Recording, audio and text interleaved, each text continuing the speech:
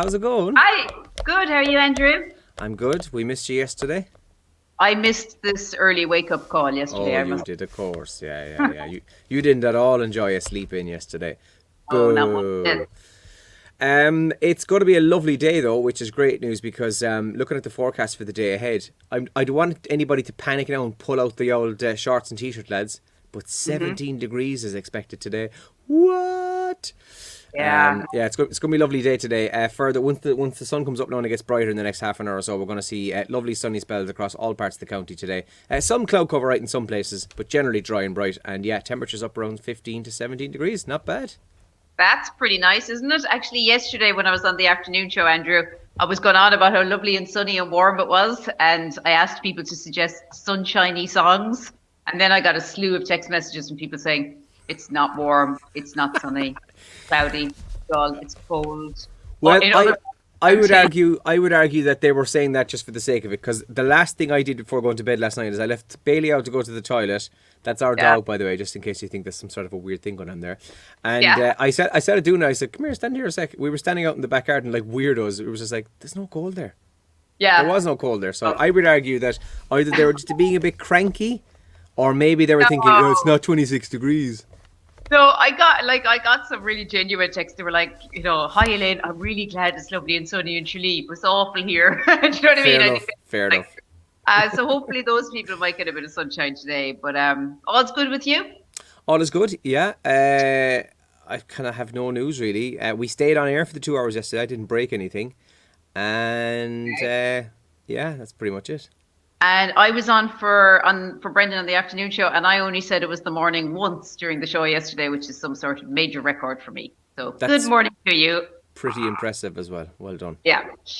Listen, some of the big stories we're waking to. Well, on the front page of the Irish Daily Mail, it's more people who got the COVID jab that weren't supposed to get the COVID jab at a certain time. VHI chief got jab at Beacon is the headline on the front page of the Irish Daily Mail today. Apparently, the chief executive of the VHI received his vaccine or her vaccine yes, it is a man, at the Beacon Hospital. The Irish Daily Mail can reveal, and at least one other senior manager with no clinical role at the insurer was also contacted by the hospital and offered their vaccination. So that's on the front page of the Irish Daily Mail today. A bleak new warning on easing of restrictions. NEFIT raising concerns of any significant easing of restrictions. That's all to be announced, of course. Everybody's speculating. I mean, the numbers are still going up or staying the same. And it looks like nothing much will happen, but NEFIT are saying kind of nothing at all should change. But that's on the front page of the Irish Daily Mail. And then this story about Jason Corbett's daughter hitting back at Martin's interview. Now, this Jason Corbett story has taken a major twist in the past couple of months, of course, with the news that Molly Martins and her father will be retried. The daughter of Jason Corbett revealing she can't sleep knowing that Molly Martins could be freed in the coming days. So that's the front page of the Daily Mail today. In the Examiner this morning, pretty much the same story there. NEFIT cases too high to ease limits. We're already in the most severe lockdown in Europe, says the minister, but the public health officials have warned against any premature easing of restrictions, saying the rate of transmission of COVID-19 remains too high. It's this, what is it, B117 strain of it is so transmissible within the community that's what they're worried about, and that's what they're saying. That's the reason why our cases are continuing to stay around the 500 and 600 mark. But the government's revised plan, set to be announced by the Taoiseach Micheál Martin at some point this evening, is expected to see the 5 kilometre exercise restriction eased, a limited return to click and collect services for non-essential retail, and a further allowance on outdoor meetings and the resumption of some construction. Now, that's been mooted in the papers, as you know, Elaine, for the last 10 days or so, that they're looking to do this. But NEFIT, pretty much as you just said, and as the Examiner says, are saying that the cases are too high, that there should be pretty much nothing happen at all, but we'll have to wait and see. But that's the main story there. There's also a story out of Sneem then. Man charged with possession of guns and pipe bomb. A man has been charged with unlawful possession of 2 rifles, a pipe bomb and hundreds of rounds of ammunition at a property in Sneem. Ivan Gilder's pictured there. He was in Bantry District Court yesterday on the charges of possessing the explosive components. He's originally from Scotland, I believe, but he permanently lives in Sneem, but he's pictured there as well this morning.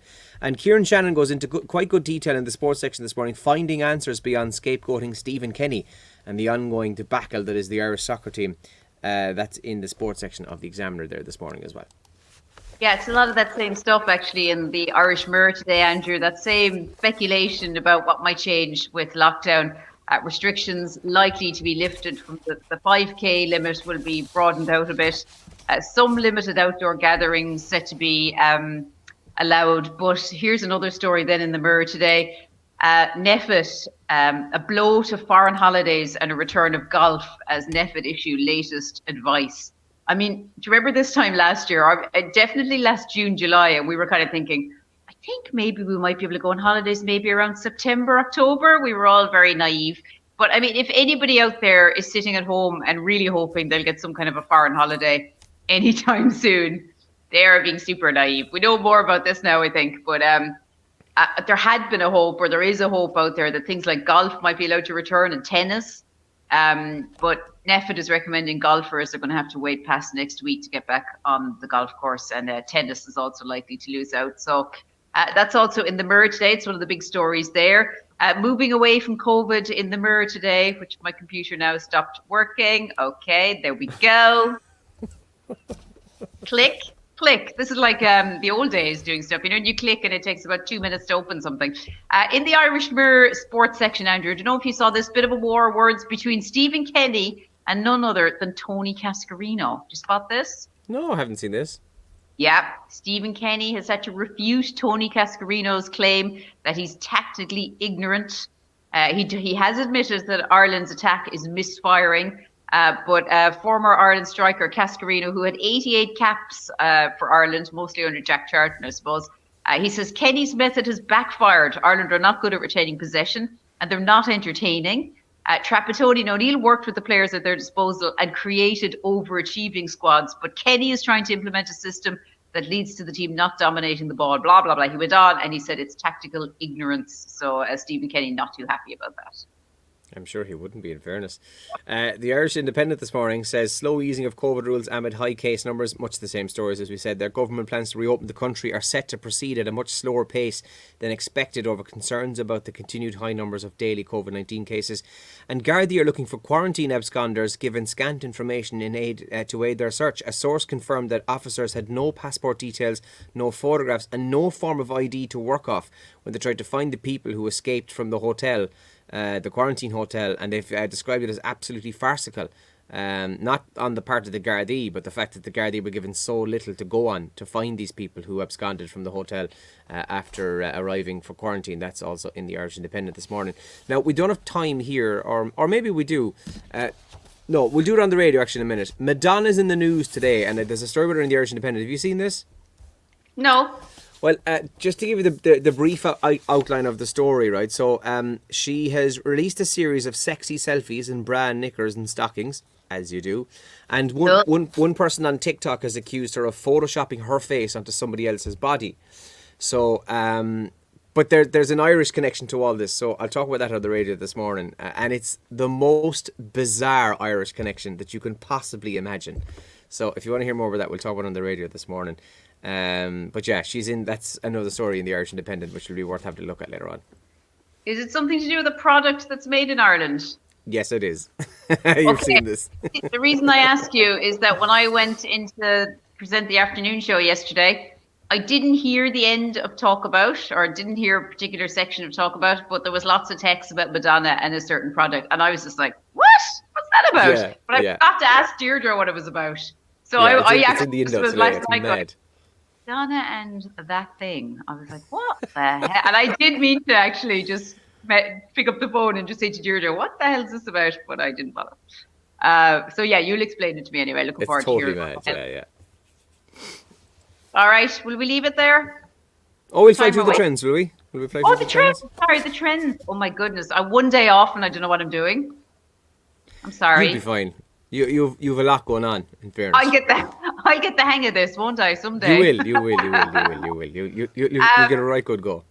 Right, what's this Lil Nas thing that's trending? Satan's shoes. I don't have a clue. You'll have to explain it to me. So he released a new. He's linked with it, but a designer is being sued by Nike because these Satan shoes, they're black and red, and by the way, ugly looking runners, terrible looking Okay. runners, but I'm sure will be expensive and lots of people will be buying them.